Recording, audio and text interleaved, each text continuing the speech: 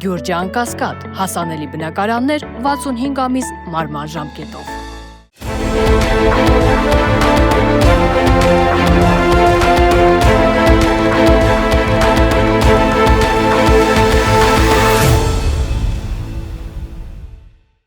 Բարև ձեզ, մեդիա-հաբի հարգելի հետևորդներ,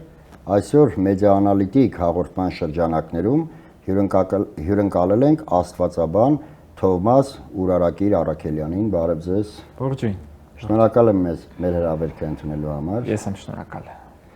Եկեք անդրադառնանք ամենաարդիական այս պահին այն կեղծ օրակարգին, որը Նիկոլ Փաշինյանին հաջողվել է դնել շրջանառության մեջ։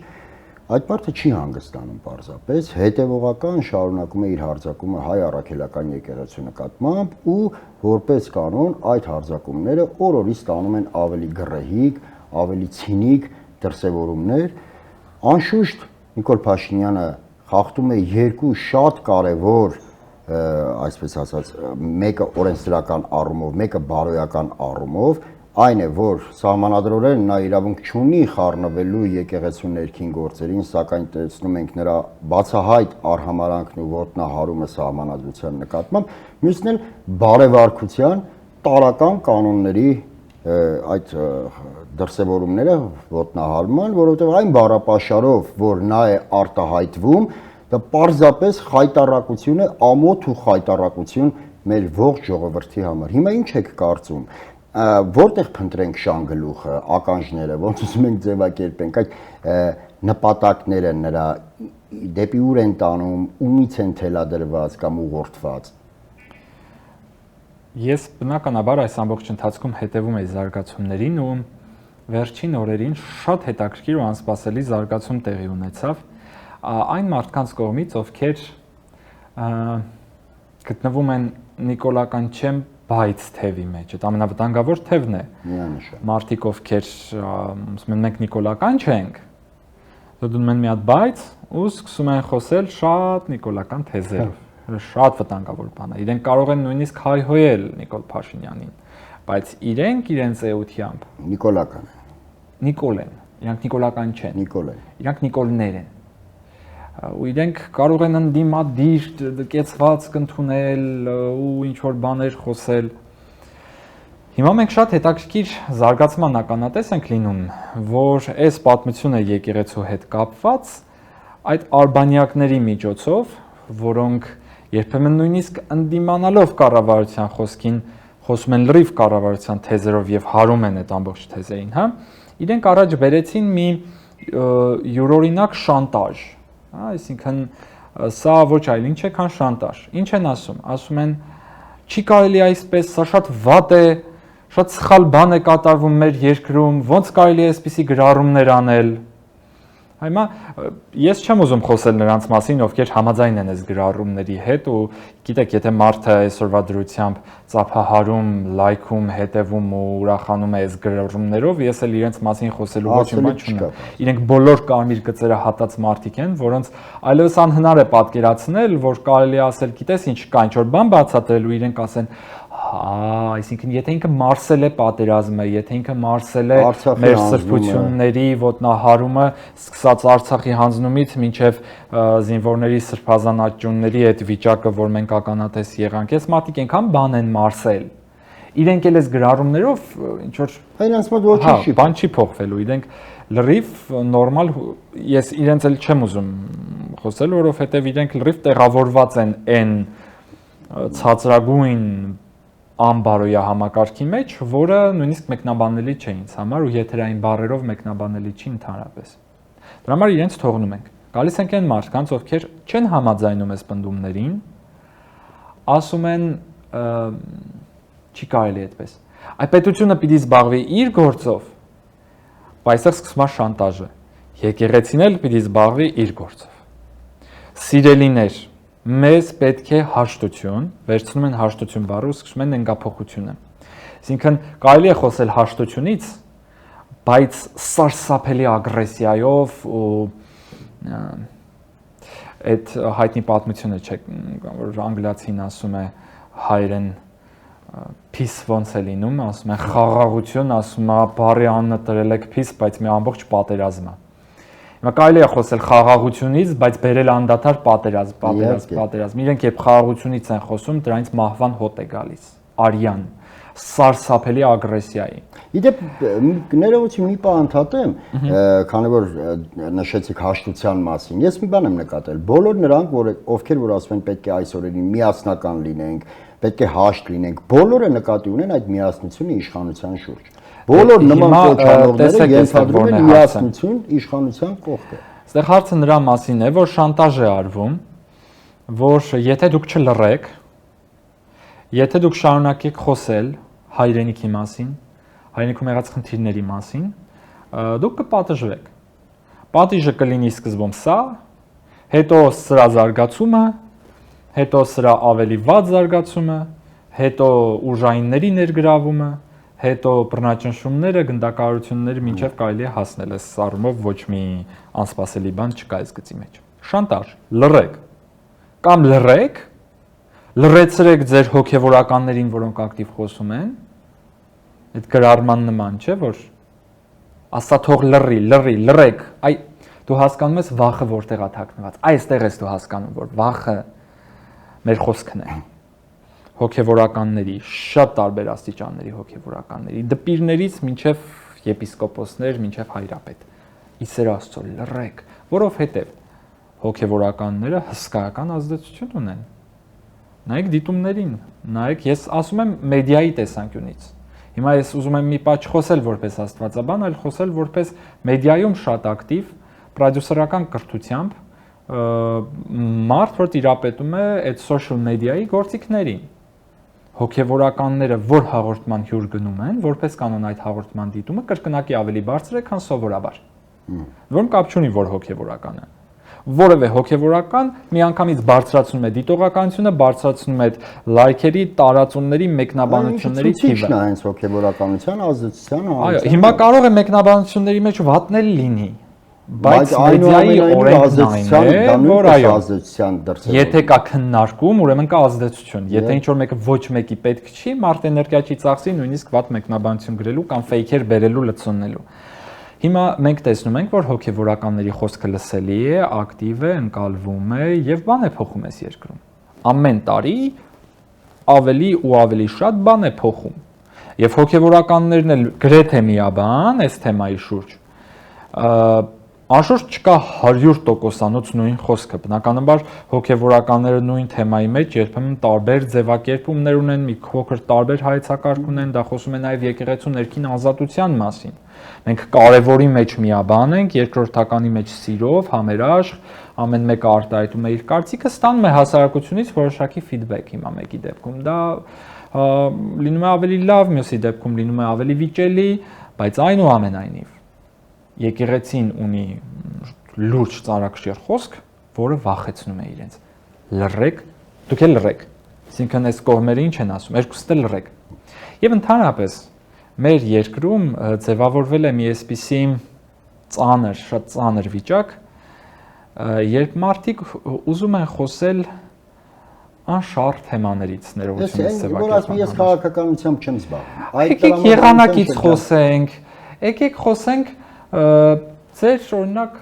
լոգոյի մասին, եկեք խոսենք ջրի որակի մասին։ Նույնիսկ քննադատենք։ Ջրի որակը մի քիչ վտանգավոր թեմա է, եկեք ջրի որակից չափաբաժնով կարանք քննադատենք։ Հա, եկեք այսպես խոսենք ինչ որ անշարժ թեմաներից, անկապ թեմաներից։ Նույնիսկ կարանք քննադատենք այդ անշարժ թեմաները։ Իսկ, եկեք խոսենք օրինակ նրա մասին, որ Լեդի Գագան սատանիստ է։ Եկեք խոսենք նրա մասին, որ Թրամփը ճիշտ չի անում կամ ճիշտ է անում։ Այսինքն մեզնից հեռու։ Այ մեր երկրի մասին հենց խոսում ենք, այդ թեման եկեք փակենք, այ դա վտանգավոր թեմա է։ Դրա վրա դնում ենք քաղաքականություն, ծանր թթվի քար է դա։ Դրվում է այդ թեմայի վրա ու վերջ։ Այսինքն հենց դու խոսում ես Արցախից քաղաքականություն, հենց խոսում ես հայրենիքից քաղաքականություն, խոսում ես քո խմած ջրի որակից ու այն խնդիրներից, որը կա քո երկրում, դա քաղաքականություն է։ Ներողություն, այստեղ իշխանությունը, իշխանություն ասել եմ, ես նկատի ունեմ մենակ Նիկոլ Փաշինյանին, որովհետև մնացյալ ամեն ինչը հնազանդեցված է Նիկոլ Փաշինյանին։ Մենք մի լավ ձևակերպում ունենք, երբ խոսում ենք մահացու մեղքերի մասին, ասում ենք հպարտությամբ եւ մասամբ քսորին, նախանձու եւ մասամբ քսորին։ Հիմա Փաշինյանի եւ մասամբ քսորին, այսինքն իր բոլոր դրսևորումներով նաև երբեմն ոչ քաղաքական դրսևորումներ։ Գիտեք, ես քաղաքականությամբ չեմ զբաղվում։ Գիտեք,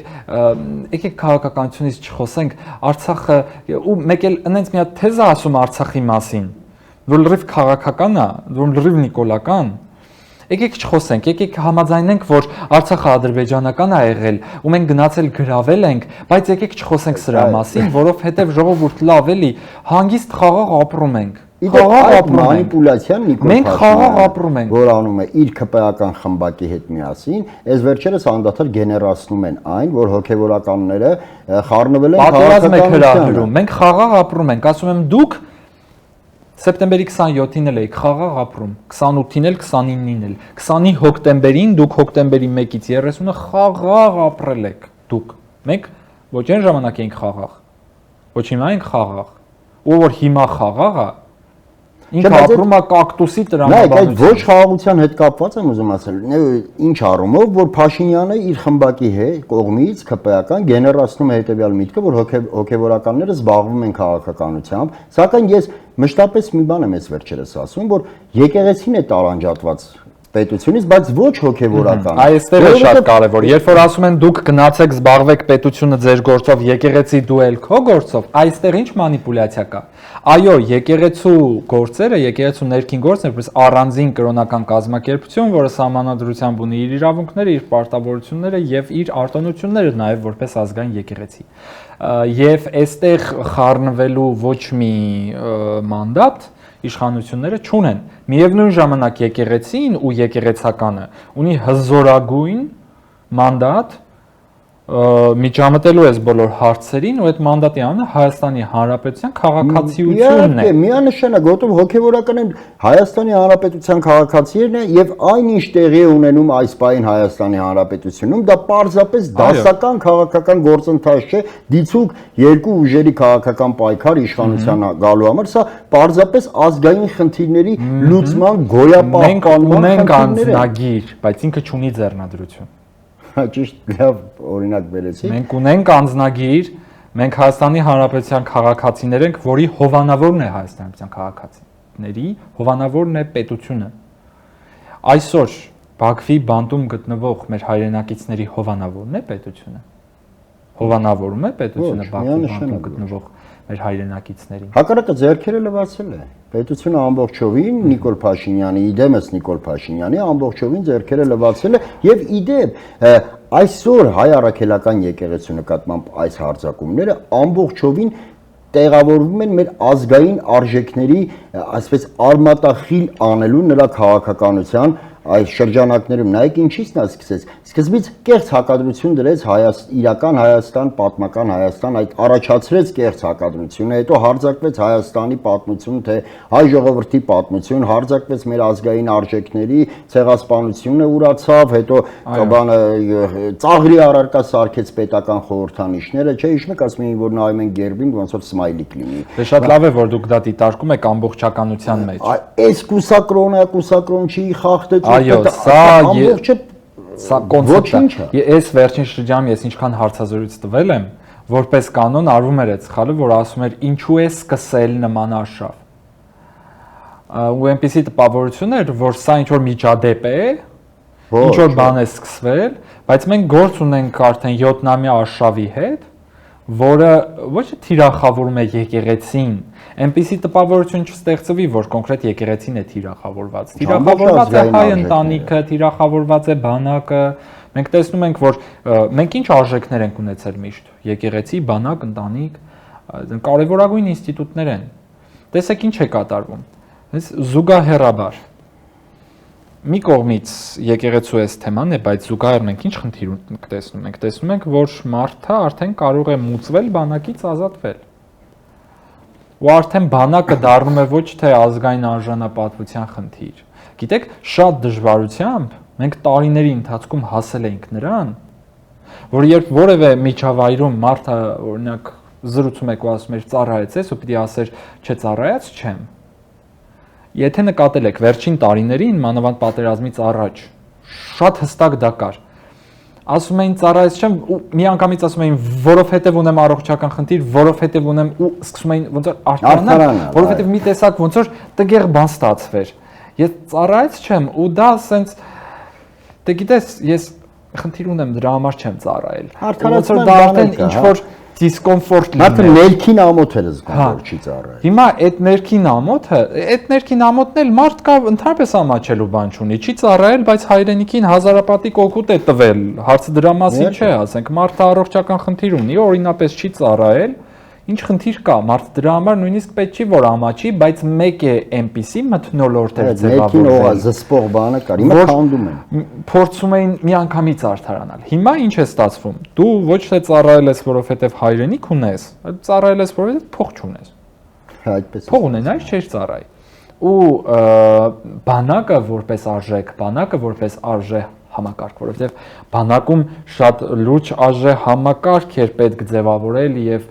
կամած քայլերով, խնդիրներով այնուամենայնիվ դա ձևավորվում էր։ Հիմա նույնիսկ այն ինչը արված էր, բազում թերություններով արված էր, քանդվում է։ Այսինքն ընտանիքի հետ կապված, մենք ինչ ընտանիքի մոդել ենք տեսնում։ Մենք տեսնում ենք մարդու, որը պաշտոնապես հայտարարում է, որ կին չունի, ունի զուգընկերուհի, որի հետ կազմել է ապօրինի ընտանիք, իրար հետ համակեցությամբ, եւ ոտնահարում է ընտանիքի ազգային ինստիտուտը, պետական ինստիտուտը, որովհետեւ ԶԱԳՍ-ը ինքը պետական ինստիտուտ է, չէ՞։ Իհարկե։ Պետական կարևոր բան է, որը քո անձնագրի մեջ, որը քո, այսինքն դու ստեղծում ես ընտանիք, դա երկու կարևոր ինստիտուտների, դա պսակադրություն է, պսակադրություն, եւ դա պետական կարևոր արարողություն է։ Այսինքն դա ոտնահարվում է։ Տրանսգենդերը զուգահեռ ելույթ է ունենում ազգային ժողովում եւ այդ մարդկանց մասին ինքը ասում է մարդ են թե մարդ չեն, բան ու գրանտեր ու ֆիլմեր ու ամեն ձև այդ թևներ նույնպես մեծ պաշտպանություն։ Այսինքն ընտանիք, բանակ, եկեղեցի, պատմություն, այսինքն ազգային հիշողություն, անարգվում է հիշողությունը։ Ես կարճատև այցով Անգլիայում ես տեսնում եի թե ինչպես են իրենց երկիրը կառուցել ամբողջապես հենված հիշողության վրա։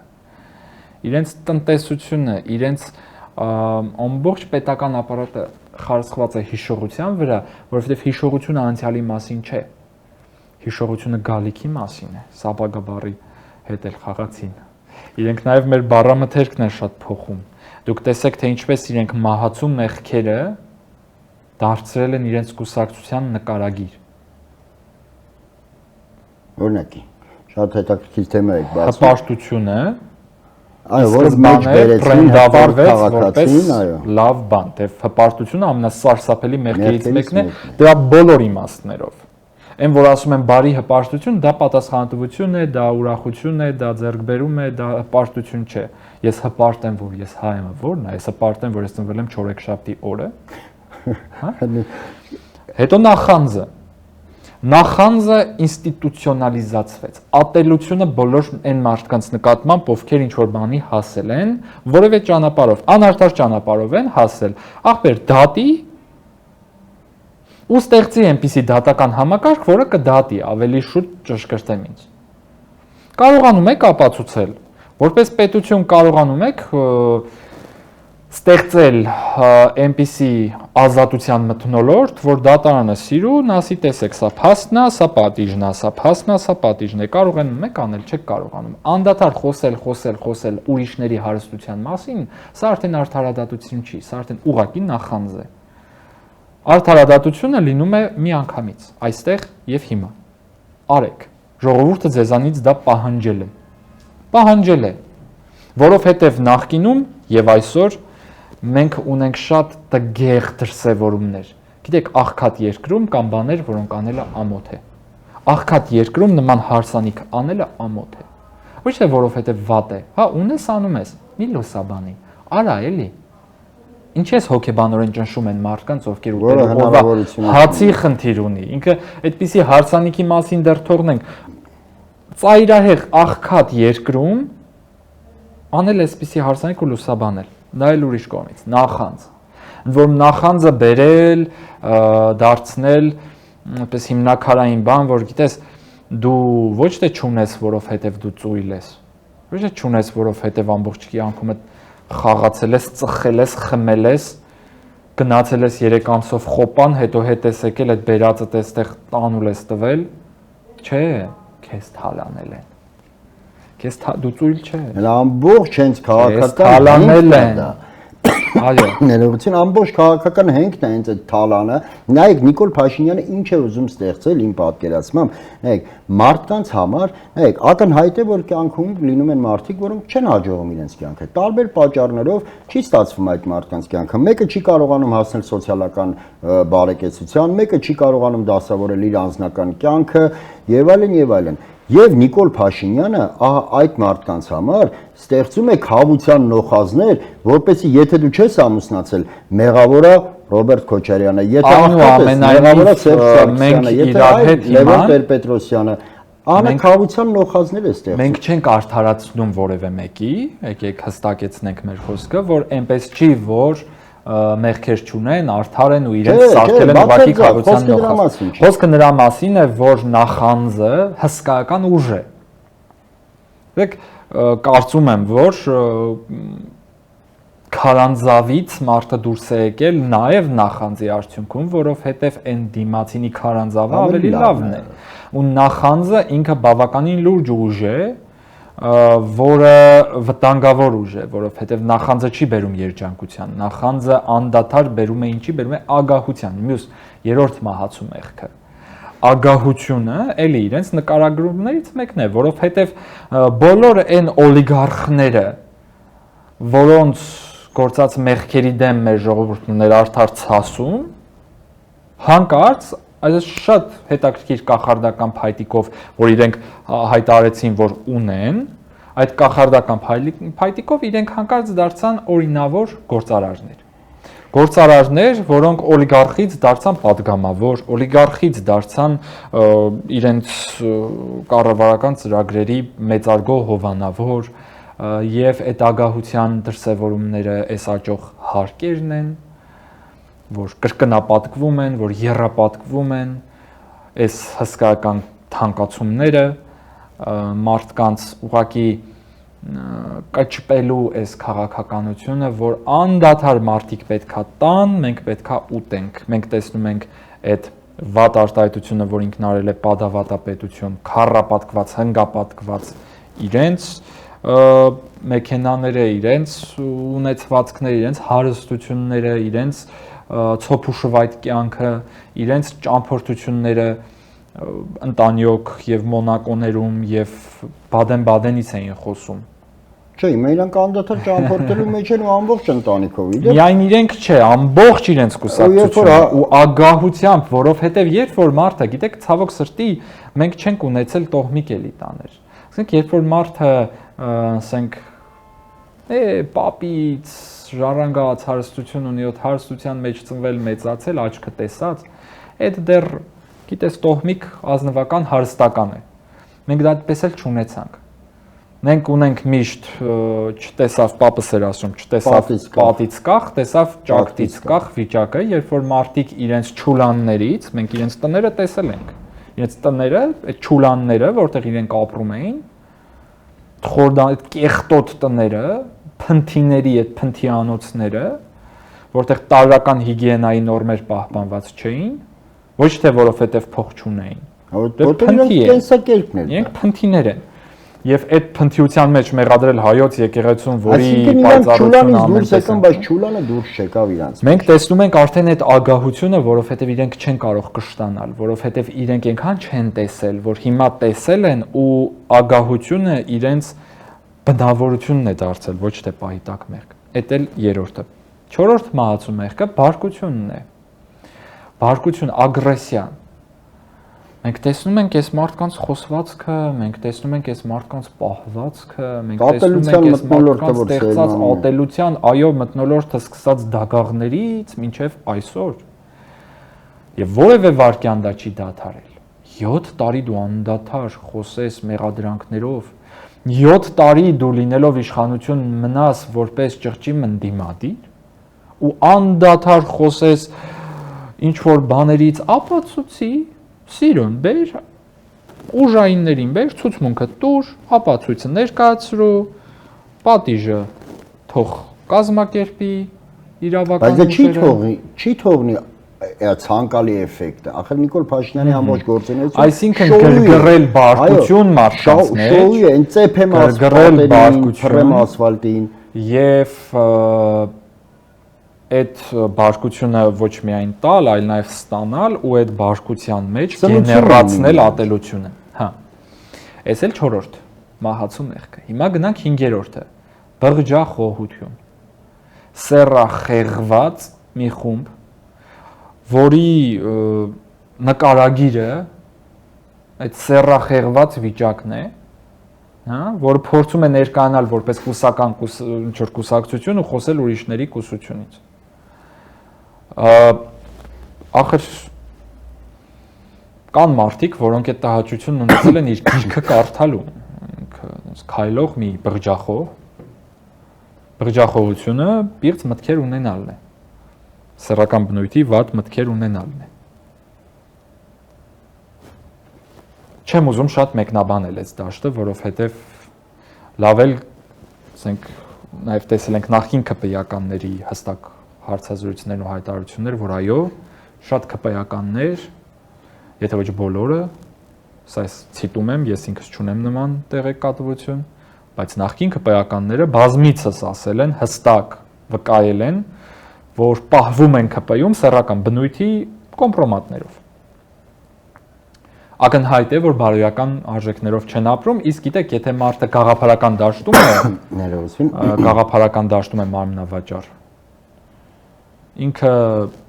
եթե միտքն է վաճառում, եթե խոսքն է վաճառում, մարմինը չի կարող չվաճառել, որովհետև դա խիստ փոխկապակցված է։ Միտքը, մարմինն ու խոսքը իրենք խիստ փոխկապակցված են։ Սուրբ Ներսես Շնորհալին ասում էր. մեղա մտոք, բանիվ եւ գործով։ Նրանք խիստ փոխկապակցված են։ Մարդը ամբողջություն է, մարմին, հոգի եւ միտք։ Էս էլ մյուս կողմից։ 6-րդը ողջգրամոլություն։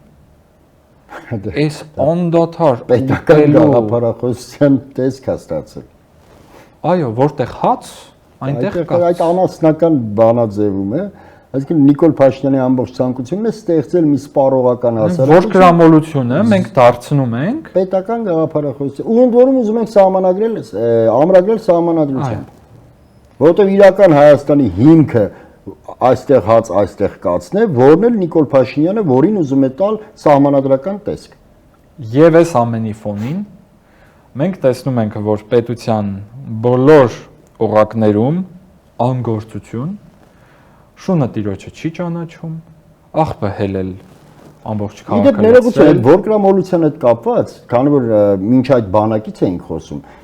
ամբողջ այս իշխանության ռեֆորմները բանակի հետ, որոնք նրանք ներկայացնում, ամբողջը ուտելիքի հետ է կապված։ Ելակ ուտելու մասին բանակը։ Ելակից սկսած խորոված քեբաբ, չգիտեմ, տպավորությունն է, որ մարդը գնում է բանակ միայն ու միայն ուտելու համար։ Այլ ֆունկցիա զինծառայողը չունի, միայն ուտելու։ Զարմանում եմ, օրինակ պատկերացնում եք, տարբեր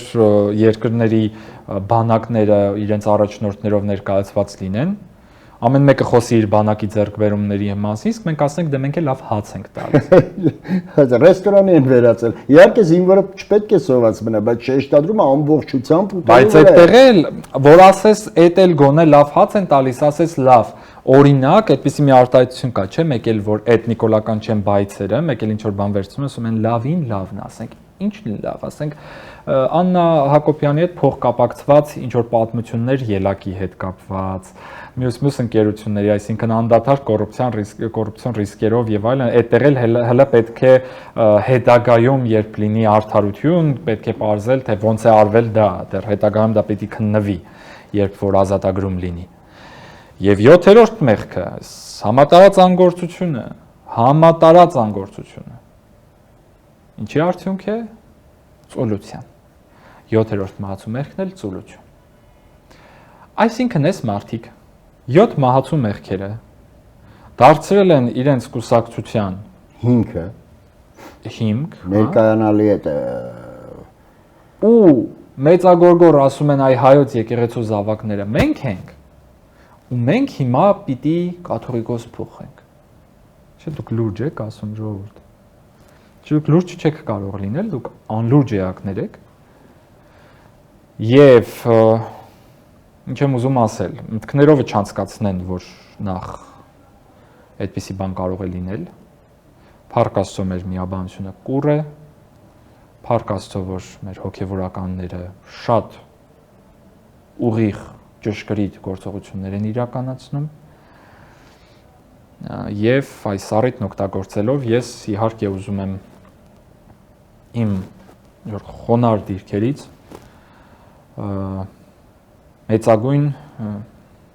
մի կողմից ուզում եմ ասել ափսոսանք, բայց թույլ տվեք ինձ մի քիչ ուրիշ ձևակերպում տալ։ Ես ուզում եմ շնորհավորել այն բոլոր մարդկանց, ովքեր այսօր հալածվում են, ովքեր այսօր անցնում են այս դժվարություններով, որովհետև իրենք իրապես հալածվում են հանուն եկեղեցու, հանուն Քրիստոսի։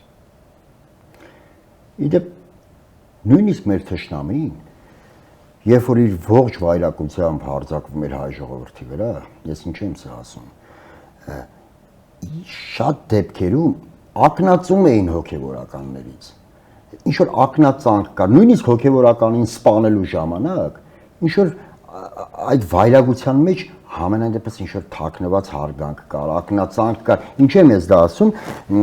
որովհետև նույնիսկ նրանք էին, բայց Նիկոլ Փաշինյանը իր ամբողջ վայրագությամբ հանդերձ որևէ ակնածանք, որևէ հարգանք, որևէ կարմիր գիծ չունի։ Նայեք, ես այս վերջերս իմ հոդվածներից մեկում ասացի, որ Նիկոլ Փաշինյանը քրիստոնյա չէ։ Ու մշակութային առումով որպես հայ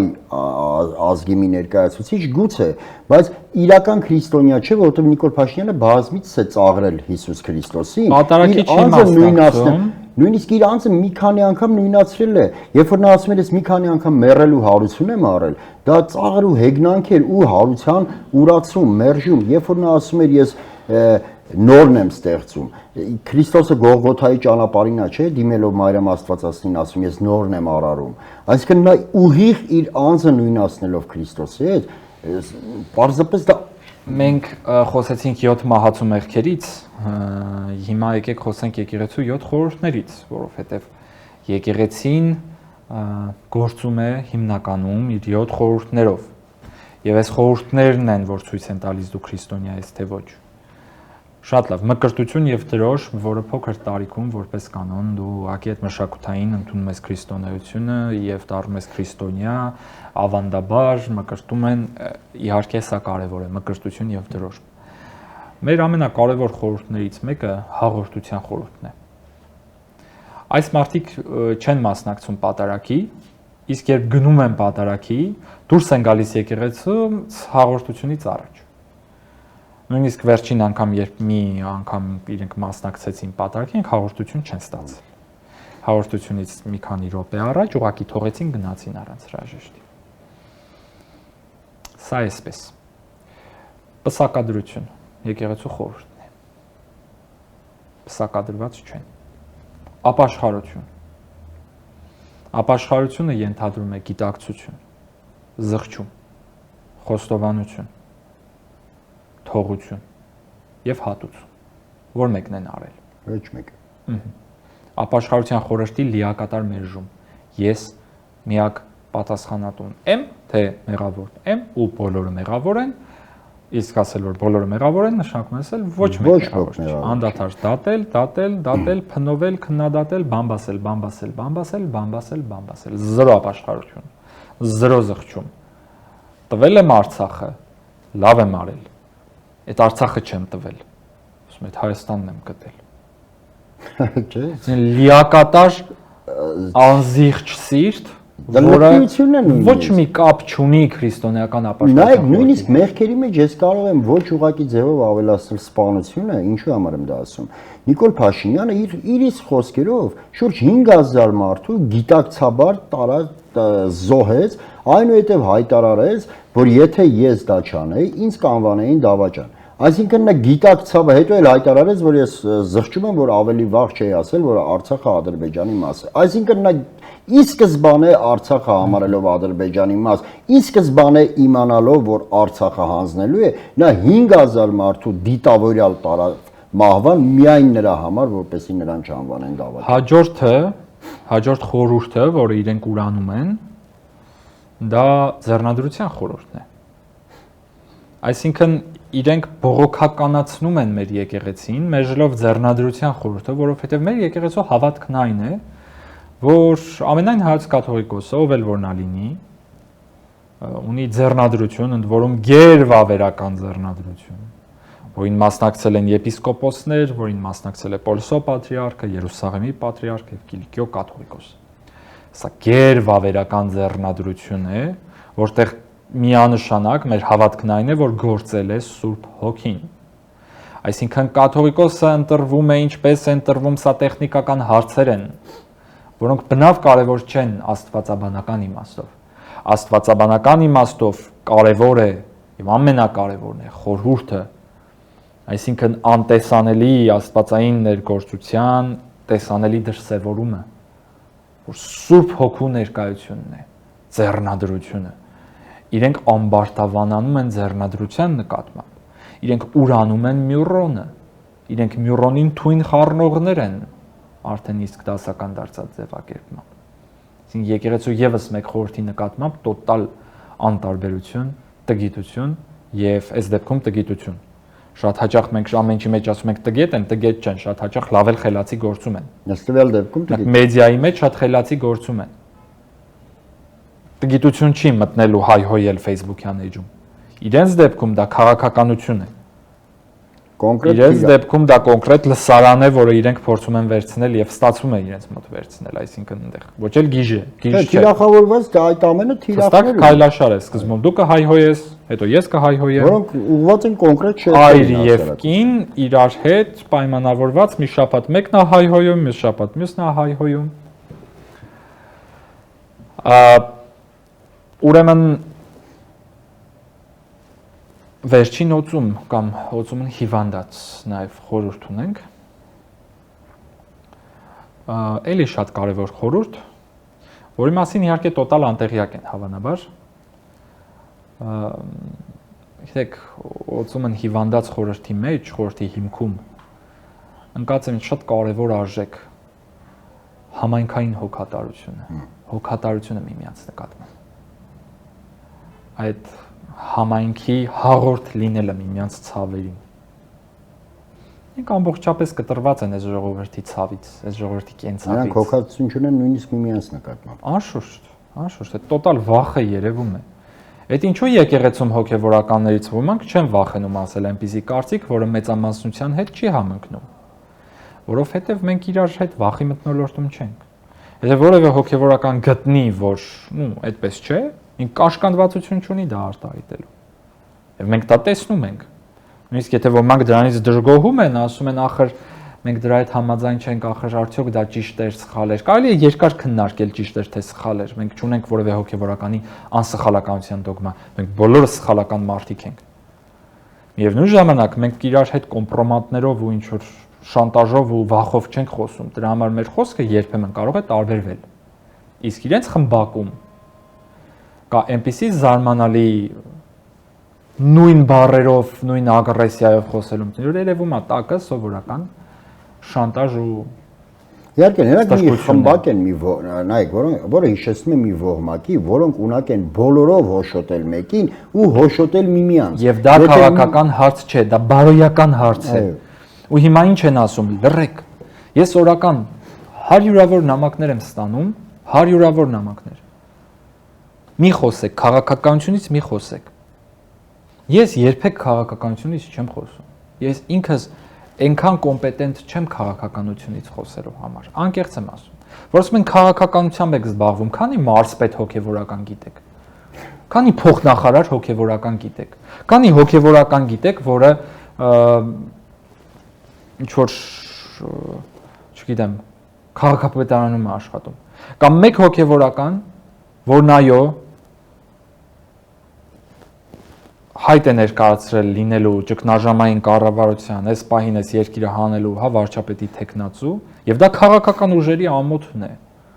Քաղաքական ուժերի ամոթն է, ազգային պայքար է, որ Բագրատ Սրբազանը դուրս է եկել ազգային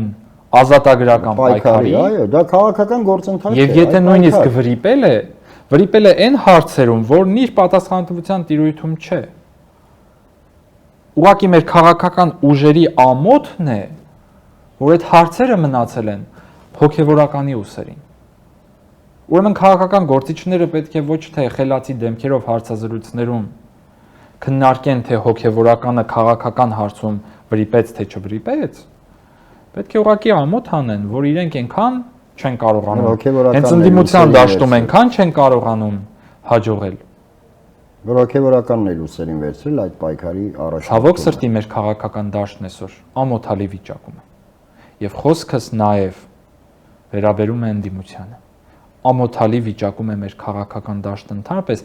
Թույլ տվեք ինձ ասելու մենք այսօր քաղաքական դաշտ ընդհանրապես չունենք։ Իսկ երգը ո՞րն է այս ամենից, այս ճահճից դուրս գալու։ Ի վերջո Նիկոլ Փաշինյանին հեռացնելու, որտեղ ակնհայտ է, որ Նիկոլ Փաշինյանը յուրաքանչյուր օրը աղետաբեր է հայ ժողովրդի ու հայ հասարակության համար։ Մեղքը իր բոլոր դրսևորումներով։ Մենք չենք կարող պայքարել այս մարդկանց դեմ մեղքով։ Մենք պիտի կարողանանք ապաշխարել, մենք պիտի կարողանանք ունենալ այդ արժեքները։ Ես ասացի, չէ, 7 մահացու մեղքերի մասին են, իսկ արդյոք մենք 7 հավատարմությունների մասին ենք։ Ես հիմա անդադար բոլոր լսարաններում, բոլոր հարցազրույցներում խոսում եմ 10 առաքինությունների մասին։ 10-ն էլ հտառով են։ Հայի համար կարևորագույն 10 արժեքները։ Այս 7 մահացու մեղքերին մենք պիտի հակադրենք ոչ թե ինչ որ անձեր, ոչ թե պիտի ասենք ինքը չպիտի լինի, պիտի իմ թիմի, իմ խմբակի ղեկավարը լինի, կամ չէ, իր խմբակի ղեկավարը պիտի լինի, ու նստենք կռիվանենք, թե մեր խմբակներից որ մեկն է ավելի տենց ուժեղ խմբակ։ Այլ հակադրենք առաքինությունը։ Ոչ մեկին ձեր խմբակները չի հետաքրքրում, ձեր կուսակցամոլությունը չի հետաքրքրում։ Կարողանում եք բերել ի հակադրություն Նիկոլ Փաշինյանի ձեր առաքինությունները, ոչ թե ձեր շեֆերին։ Ձեր առաքինությունները բերեք հակադրեք։ Կներեք 2-3 ամիս առաջ ընդդիմությունից ոմանք չէին թիրախավորել հայոց հոգևորականներից ոմանց։ Միքայել arczepiskopos Աջապայանին ընդդիմությունը չէր ամենավատ բառապաշարով թիրախավորում։ Ինչով եք տարբեր։ Այս հարցում տարբեր չեք։ Այ պիտի տարբերվեն։ Եթե իրենք անդառնալիորեն այլևս տեղ չեն թողել վերադառնալու այս արժեքներին, դուք դեռ կարող եք վերադառնալ։ Ուրեմն հավատարմությանը պիտի վերադառնաք։ Հոգատարությանը պիտի վերադառնաք։ Համարձակությանը պիտի վերադառնաք։ Հերիքա վախերի մեջ ապրեք։ Դե ինչ հուսանք, հիշողությանը պիտի վերադառնաք։ 10-ն են իմ արժեքները։ Հուսանք, որ այդ վերադարձը 10 արժեքներին կլինի։ Այո, հետևողականությանը վերադարձ պիտի լինի, հիշողությանը պիտի լինի, հարգանքին, հոգատարությանը։ Այս բոլոր արժեքները պիտի լինեն հավասարակշիռ, պիտի ունենանք հանձնառություն եւ պիտի լինենք հաղորդ։ Եւ հենց այս հուսալի նոտայի վրա էլ ավարտենք մեր հաղորդումը։ Շատ շնորհակալ եմ այս չափ հետաքրքիր զրույցի համար։ Մեդիահաբի հարգելի հետևորդներ, հիշեցնեմ, որ զրուցում էինք աստվածաբան Թովմաս Ուրարակիր Առաքելյանի հետ։ Այսօր այսքանը, շնորհակալ եմ, կհանդիպենք։ Գյուրջան Կասկադ, հասանելի բնակարաններ 65 ամիս մարման ժամկետով։